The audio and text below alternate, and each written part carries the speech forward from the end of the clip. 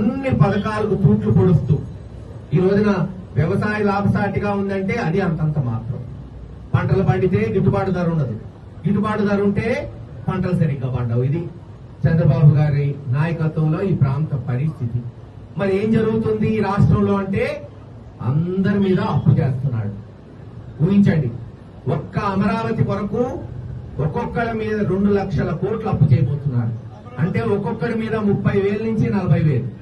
ఒక్కొక్క మనిషి మీద, మీ ఒక్క కుటుంబం మీద కాదు, ఒక కుటుంబంలో 4 ఇద్దరు భార్య భర్త పిల్లలు ఉంటే ఒక్కొక్కరి మీద 30 నుంచి 50,000 రూపాయలు అప్పులు చేసి తీసుకెళ్లి ఒక్క అమరావతిలో పెడతా అంట. ఎందుకు అమరావతి అంటే ఆయన 5,000 ఎకరాలున్నాయి. అది ఎకరం 20 కోట్లు అయ్యే వరకు ఆయన నిద్రపోడు, ఇక్కడ ఉన్న వాళ్ళని నిద్రపోనివ్వడు రాష్ట్రంలో. ఇది జరుగుతున్న అభివృద్ధి.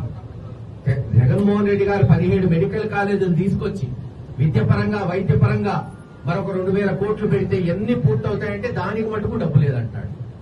మరి అమరావతిలో 1,00,000 కోట్లు 1,50,000 కోట్లు ఖర్చు పెట్టడానికి మటుకు అప్పులు చేయడానికి డబ్బులు వస్తున్నాయి. అర్థం చేసుకోవాల్సిన పరిస్థితి. అందుకే మొన్న జగన్మోహన్ రెడ్డి గారు చెప్పారు, మరి విజయవాడ గుంటూరు మచిలీపట్నం కలుపుతూ రాజధాని చేయండి. ఆలోచించండి. ఈ రోజున చర్చ మొదలైంది, తెలుగుదేశం నాయకుల్లో కలవరం మొదలైంది. ఎందుకు మొదలైందో మనం చూస్తున్నాం. తెలుగుదేశం కార్యకర్తలు కూడా గుంటూరు విజయవాడలో ఉన్నోళ్ళు చర్చిస్తున్నారు. గుంటూరు విజయవాడ మధ్య కనుక సచివాలయము హైకోర్టు కడితే గుంటూరు విజయవాడ కలిసిపోతే ఒక బ్రహ్మాండమైన విశ్వనగరం హైదరాబాద్ ఎలాగైతే హైదరాబాద్ సికింద్రాబాద్ కలిసి ఒక పెద్ద నగరం ఏర్పడిందో అలాగే విజయవాడ గుంటూరు ఏర్పడతాయి.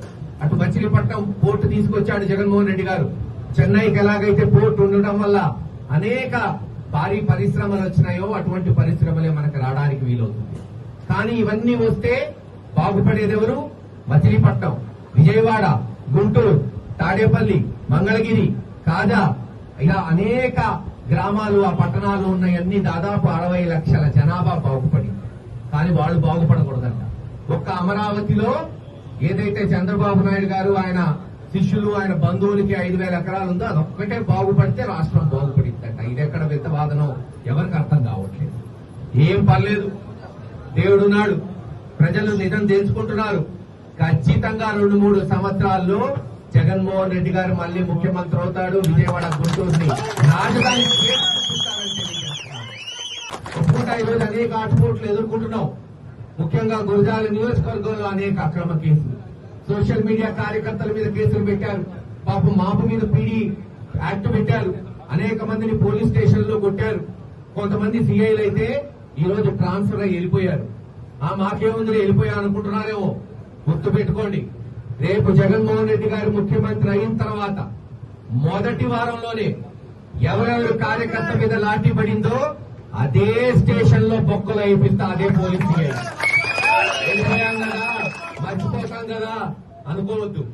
గుండెల్లో రాసి పెట్టుకున్నాం. ఈసారి పగంటే ఏదో చూపెట్టిన తర్వాతే మళ్ళీ అభివృద్ధి గుర్తించుకుంటాం.